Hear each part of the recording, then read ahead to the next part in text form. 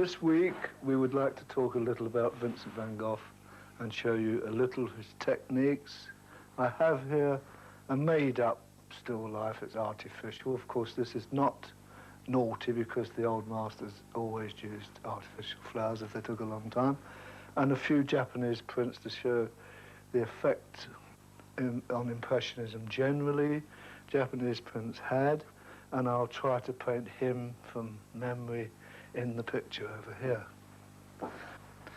As usual, as we go along, I'll endeavour to tell you a little of his life, which we all know was tragically ended after 10 years of painting, and sadly led to his death, suicide attempt. And in those short 10 years, he established not only his own way of painting, but taught a philosophy of life. Of course, he was born in Holland in March 1853, and he died in July 1890 in Arles in France. He was born of Dutch parents of the Protestant religion. His father was a priest, vicar, and he had a brother, sister, and a very normal middle-class upbringing at this time. He was educated and so on, but he wanted to be a priest, and he failed in this because of his nature, which was a bit too, let's say, left-wing for the right-wing attitude of the priesthood at that time. He was very much taken with the poverty around him, and so he tried to do something about it, and they failed him on this account, and he decided to go into the art business. His uncle, Van Gogh, kept an art shop or two, one in London, one in Paris, and this is where we touch upon Vincent's life in London, because he lived at Isleworth and other parts of London. He taught there English. He fell in love with his landlady's daughter.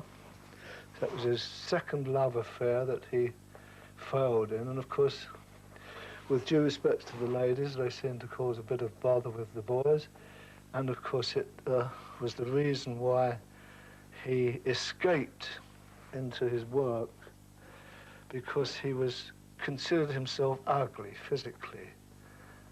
He wasn't all that beautiful, but at the same time he wasn't all that ugly, in my opinion, but he had this rather frightening expression, intense expression, that is often mistaken for madness.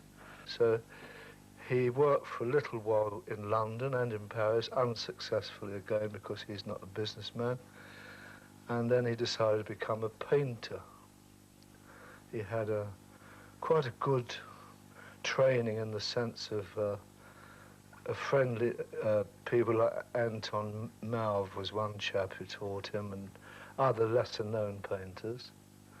But mainly he taught himself from books and studying on his own, and of course his predilection was to go out into the country and draw. He learned much from his Dutch contemporaries, and he learned much from the Dutch masters, Rembrandt, and incredibly enough, he was much influenced by Frans Hals. He went down to Paris, where of course he had the good fortune to meet quite a lot of Impressionists, an incredible amount really. It had been all the rage. We remember that we're now talking in the 1880s, and Impressionism had come and gone, and we're now in 10 years after its zenith, as it were. He went to the Pont-Aven group in Brittany, where he met Bernard. With Bernard, of course, worked Gogh, an Australian painter called John Russell, Signa, and others, too numerous to mention. And then he went down to Arles to start in the Yellow House a new life, where he hoped his friends, the other artists, would join him there, making an arrangement with his brother Theo to keep him. And Theo sent Vincent money every month and canvases and paints and kept him financially. Now the object of this operation is I'm blocking it in as I'm talking very crudely. It doesn't matter about this because what I'm doing is killing the canvases. With Vincent, you don't necessarily have to have the vibrancy you would on a Renaissance panel or something, because he painted very thickly. He used the palette knife a lot, of course, and bristle brushes. It's amazing how the so-called Venetian technique of complementary colours under and over each other permeate throughout the whole of art practically. Now in the Venetian technique, of course, you have a red bowl underpainting or khaki or something like that, usually red bowl, and you paint thickly the complementary colour of whatever it is. I showed this in a previous program. But here we have a different attitude, but utilising the technique of the Venetians in very simply painting the opposite colour to what I'm going to put on top. Now these are sunflowers because we associate Vincent with sunflowers, and the complementary of yellow is of course blue, so I've washed in very thinly a bluish colour without any attempt to paint flowers or anything. Vincent's hair was of course ginger, red, Titian in colour, so we do as opposite colour to that, blocking it in. Then we remember our anatomy. He was interested himself in this, and we emphasise a little bit the skull, painting his eyes as a socket, the bridge of the nose, and of course he was going to be bearded in this portrait. This painting is now very crudely underpainted. There is no way you can say that Vincent had a certain technique. He had, like most painters, many, especially a man of his nature who learned much. At this moment, I'm just making up a make-up face of Vincent, more or less from memory. This is a kind of wash I'm putting on to show the colour coming through a bit here and there. Of course, his idea was to paint alla prima in one go. It was considered manly to stand back and bang away at a canvas with great confidence and just make one definite statement here and there. Of course, the problem is with that, once you've made it, it's got to be scraped off if it's wrong, and doesn't lend itself for an impressionist technique in this sense. But the beauty of Vincent's own kind of painting, when he eventually achieved the form of self-expression, was that his own personality forced itself, by virtue of his application, to become the kind of late paintings we know of Vincent, with the whirls and the struggling and the almost frenetic activity of the paintwork. We were going to give him a blue jacket, and his method, as with Renoir, Monet, Manet, all these fellows, was they usually piped, they were piped. I'm not a tailor, but I believe it means the edges of lapels and that were piped with a different colour. Of course, that's done at the end. But they wore these, well, of course, Victorian, with sleeves up as almost a relic of the 18th century cuffs. And he would give it all vigorous strokes, very crudely painted, but of course from a distance it registers. When I gave the painting a coat of underpainting, it was in order to emphasize the blueness of these strokes, and of course he would work about this speed, only with oils. I'm still using tempera for the purposes. of explaining.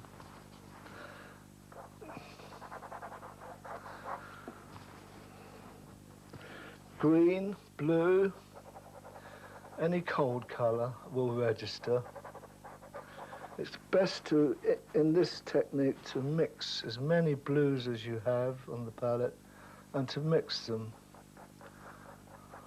in directional brush strokes. Remember, there's a body under here. And you can qualify it after. Vincent van Gogh, of course, was associated with, of course, his sunflowers, which he adored. But, of course, he painted many other types of flowers. In fact, he painted and drew practically every possible thing there was in the book, and from books, quite often. His drawing of the seed bed of sunflowers is in a gallery in Gogh in Switzerland. There's an excellent botanical drawing worthy of looking at because it shows the magical concentric circles which we associate with the golden section. This, of course, is a dissertation on its own, but we do mention it now and again. And he was aware of this. I mean, I'm illustrating this to show that he was not the ignorant Dutch mad peasant that most people like to feel he was. Of course he wasn't a cretin and a lunatic. He was highly intelligent and sensitive and had, the only failing he had was that he was so young that he lacked the training to be a painter. It takes donkey's years to become a painter. Very few painters and sculptors in the history of mankind are born with the gift to do academic painting or whatever straight away. You have to be taught it and learn it and study it and practice it and so on.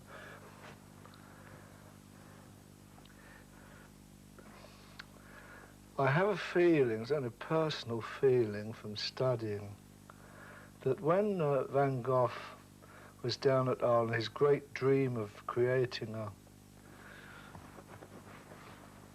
brotherhood of painters down there, and invited, of course, as we know, Gogh and Bernard and Signa and many other chaps, and he hoped to found a kind of Pont-Avon school in the sun. And, of course, the inevitable happened that the conflict of personalities, it's one thing to talk in a cafe a bit squiffy about the aesthetics of painting, it's another to have to live with someone. And although I love Vincent very much, he probably was quite difficult, I should think. He was, for one thing, he was very untidy. I can't complain, I'm untidy myself, but it is a bit irksome when you get someone, say, who's an ex-sailor, like Gogh had been around and knew the discipline of a ship. I think he only stayed there about 3 months.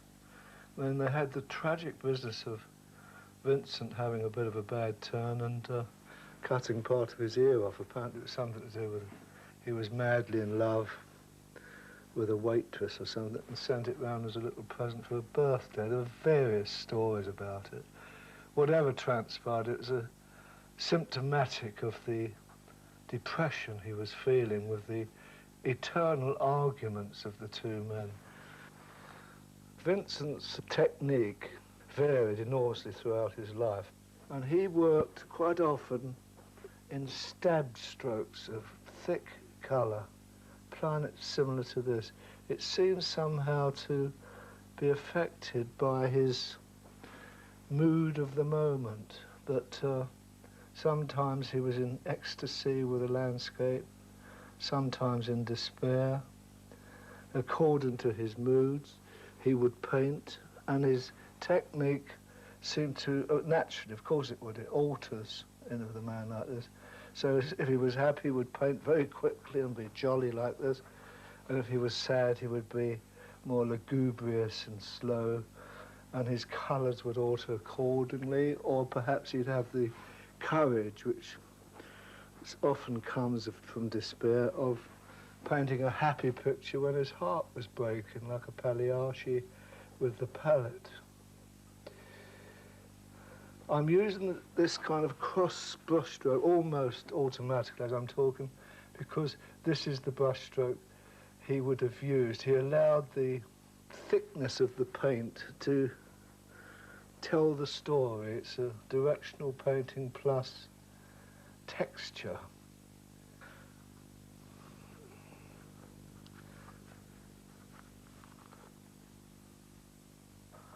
He quite bravely painted his hair, or any part of the picture, green or bright red. This is, you have to follow the same technique of the painting right through. And although it looks crude, and is in fact crude relative to the smooth paintings of some masters, it registers as a modern, as they call them, the modern painting, decorative. See how fast you can alter the expression simply by the central area of the forehead, these lines here. These lines here above the eyes, the actual top eyelid, if a lateral movement made up gives a look of sorrow, if just the one line on each will give a look, and this related, and because this is the movement in painting, lines that go upward and outward toward the corner of the canvas, as it were, express joy, and those that go in the contrary direction express sorrow. And here and there you'll find you will naturally, in a painting like this, move towards the actual rhythm.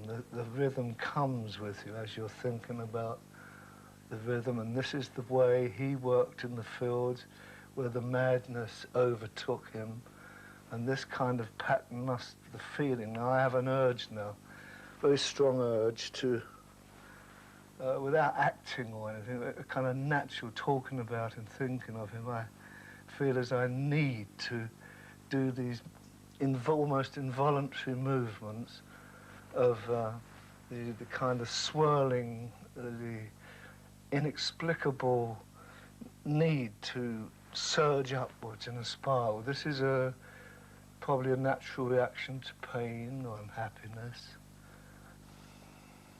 He tended, like most people who read a lot or stare a lot into, like painters, to frown as a kind of an intellectual frown, not to be confused with the frown of a battle axe. These harridans that frown at you, usually landladies over breakfast. And this is probably what frightened people of him, because he had these intense eyes, emphasized by, of course, ginger eyebrows and red hair, and so that he gave this appearance of a madman. Vincent wasn't a violent man at all. He was very gentle, Christ-like figure. Indeed, he really crucified himself. I always, without being blasphemous, feel that he was,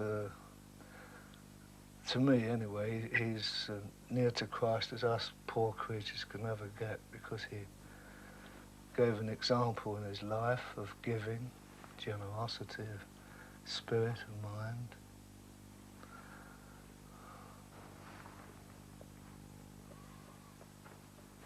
His hair had apparently had glints in it. I actually knew a man who had met him, so I have kind of first-hand information. It isn't all that long ago. It's only, I don't know, 40 or 50 years before I was born that he was creeping about in Amsterdam. I'd like to now qualify the hands a little. Now, his writing and his own hands were quite coarse in a way, because he worked very hard. He carted easels, and anyone's carted easels and canvases through the countryside and climbing over fences and whatever. This is before, of course, the transport we have today. So you have a very strong hand, and in fact that reminds me, invariably he ended his letters to Theo, yours with a strong handshake, which is a rather lovely expression to use to your brother.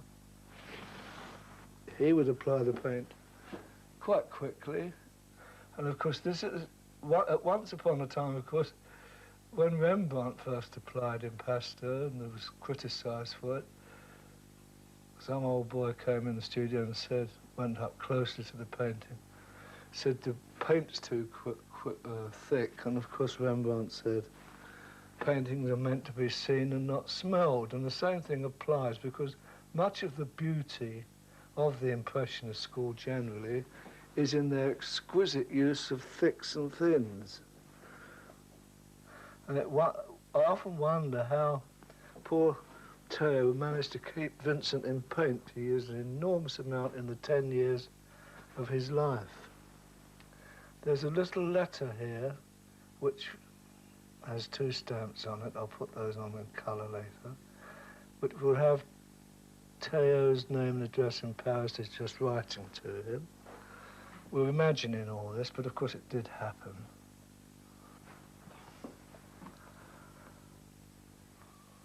Vincent's own technique, as we know it now in his late years, is virtually unique. I should say is unique. No one's ever really painted in the Van Gogh style in that way because it's too personal.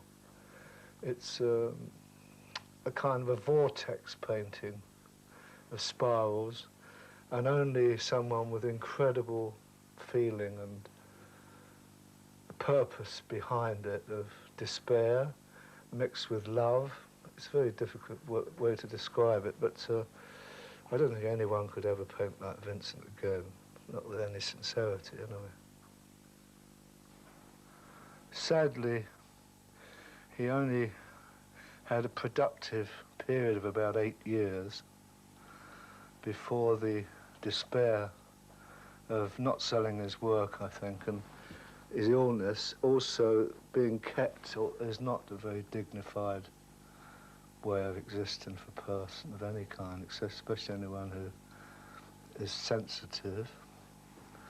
And we lost him because of the stupidity of people. And he shot himself when he should have gone out, I think, and shot a few art dealers. And of course, it's the old story, as soon as he was dead, his work became valuable very quickly. Now it's worth a king's ransom. Vincent, of course, his lovely love of blue, used to draw these lines around things to give them a little area of their own. Of course,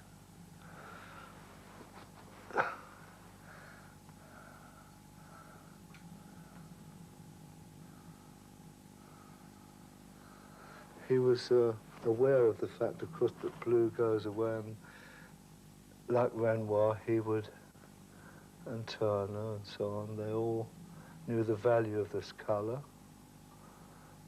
which we associate with the sky.